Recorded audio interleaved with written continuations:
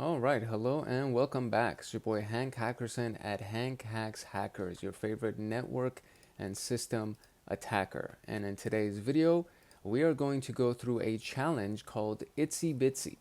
And it's a continuation of the ELK room that we did, the ELK room inside of the Security Information and Event Management module, the SIM module inside of the SOC Level 1 pathway of TryHackMe. So we learned a lot of good stuff with investigating with ELK, and then now we're kind of left to our own vices to try to answer some of these questions and try to pull out some of these flags and all the good information here. So as you can tell, there's a chart and there's a scoreboard and all these things, and the difficulty of this room is apparently medium, so we're growing out of the beginner pathway and we're looking at some really cool information here. And this is, I don't really know how the scoreboard works or how they rank these things, because you got to answer the questions. I guess maybe they time you or however it is, but if you do it, and if you end up finishing it and getting the information, and of course, obviously, if you have a walkthrough like this, then you should be able to do it very quickly and very easily. So yeah, anyways, without further ado, before we jump into this room, I just want to kindly and humbly request if you could like, subscribe, turn on notification bell, comment, all that stuff. It would mean the world to me if you could do all of those things, because it does help the YouTube algorithm find our channel and give us a little bit more reach so that we can get a little bit more exposure to our community and help other people who are trying to study for cybersecurity analyst or ethical hacker, pentest plus, all that stuff. And I mean, more importantly, if you do subscribe and turn on that notification bell, you'll actually get notified the next time a video comes out. And if you're studying for cybersecurity analyst, pen test, ethical hacker, all that stuff, all these things actually apply to those tests, and they apply to your overall career pathway. So it's a win-win situation, in my opinion, if you actually do that. But if you don't, I mean, it's all good. The view even helps, and at the very least, hopefully you'll learn something down this path. So without further ado, let's jump into the introduction of this room, which basically says that we got to start the room machine and get the login taken care of. I clicked the machine when we started the video, so I'm going to give it a few more minutes before actually going and logging into this server IP, and then logging in with our username and password and getting in there to start answering these questions for these scenarios. So let it load, and then we'll come right back. All right, here we go. We are now inside of the ELK or Elastic portal right here, and our machine loaded and everything's all good and we're logged in. So now we're going to actually jump into some of these questions, and the premise is this, right? So during a normal SOC monitoring, analyst John observed that an alert on an IDS solution indicating a potential C2 communication from user Brown from the HR department. A suspicious file was accessed containing a malicious pattern, and a week-long HTTP connection log has been pulled to investigate. So due to limited resources, only the connection logs could be pulled out and are ingested into the connection logs index inside of Kibana. So our task is to examine the network and try to find what the hell is going on, right? So the first question is, how many events were returned for the month of March 2022? So if you remember, first thing we got to do is we got to click on this menu on the top left right here, this little hamburger menu, and then we're going to go to Discover. And Discover is going to load the connection logs automatically for us, and there's no search results because the filter, the time filter, is only showing the last 15 minutes. So we're going to do this. We're going to go here. We're going to do an absolute, go into 2022, and we need March. So we're going to go from March 1st of 2022, and then we're going to change this to also absolute, and we're going to do 2022, March, and March 31st. And so we update that, and now we actually have some data to go through. And the first question is, how many hits were there? So it's, of course, 1482, which is the answer right there. Now the next one is, what is the IP address associated with the suspected user in the logs. So we're going to go look at that. And so what we want to do is we want to just click on one of these things. So we're going to do destination, or actually I'll do source first. I'll do source IP, and then I'll add using this little plus button. And then I will do destination IP, and I will add using the little plus button. And so a nice little feature of this, and all SIMs are like this, so this is what I really like a lot. So if I click on source IP, it shows me the top values, right? And the overall assumption would be, oh, okay, if it's a C2 command and control thing, maybe it's the thing that has the bulk of the traffic, but we literally only have 2 views. And a lot of this traffic is actually legitimate traffic. So let's click on one of the hosts, for example. So we're going to add host right here. And when you add the host, it shows you a bunch of information, right? So redirector, storage, Google API, and then more redirector stuff, Google API again, and just kind of like basic data that's gone through this delivery, Microsoft stuff.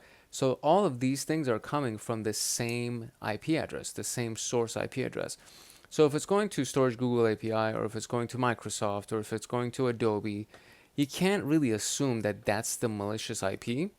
And it's easy to assume because of the volume of the traffic. So the only other option would be this one. So 192.166.6564 or 6554, right? And so that actually ended up being the right answer when I ran this, right? Now the next question is, so the user's machine used a legit Windows binary to download a file from the C2 server. What is the name of the binary? And so we're going to click on, first we're going to filter the IP, right? So we're going to say add a filter, and then we're going to say that the source IP, so we're going to go find source IP. Let me find it real quick. There we go, source IP. The source IP is, and I want the 192.166.6554. That's going to be the one that I want to see. And when I do that, only 2 options come here. And so one interesting thing that we see right here is that the host is pastebin.com. And then what we want to see now, this is the other thing that's really cool. So since we've already filtered everything by that IP and we only have these 2 hits, anything else that we look at on the side right here is only going to have to do with these 2 hits. So now you can literally just kind of click through things and see what has loaded, right? So you have, obviously timestamp isn't really that important. Index we're already looking at.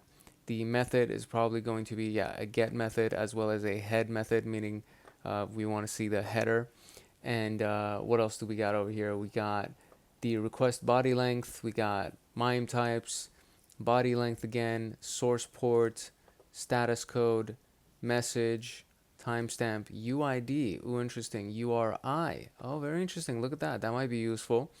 And then we have user agent, look at that. So the user agent is bits admin, and that's actually a legitimate binary that can be used to download files, right? So the actual answer in this case is bits admin. And then it says the infected machine connected with a famous file sharing site, and in this case it was also acting as the C2 server. What's the name of the file sharing site? And you already saw it. So this is literally what it was on the host that we got. So pastebin is the answer. And it says what's the full URL of the C2 to which the infected host was connected. And so that was already here for us. So if we click on that URI again, this is it. So this is the full thing. So we add this to the end of pastebin, and that's our full URL. And we actually had that right here as well. So the last question is, what is the file? Or the last 2 questions is, what is the file and what's inside the file? So we copy that URL, and this one is kind of super basic, right? You copy the URL, you go to the URL, and look at that, we're already here. And so the name of the file is right damn in the middle of the screen, and it says secrets.txt. And then that, look at that, the code, the secret code that they were talking about is right on the screen too. So just like that, we now have the secret.txt, and then we have the secret code that has the format THM, yada, yada, yada. And just like that, we were able to use ELK, or not ELK, excuse me, Kibana, which is a part of Elastic Suite. No, not Elastic Suite. I forget the name of what ELK does. ElasticStack. There you go, ElasticStack. And that's it, just like that. Very sweet, straight to the point. And we were able to collect all of our information and answer all of these questions. So just like that. Pretty cool, right? Oh, here I am. I'm right here. Hephaestus. That's me. That's my username here. I guess I was the last one. I don't know. I don't know what this number is right here. I don't get what that is. I don't understand what these points are. Why I didn't get any points. Whatever. Moving on.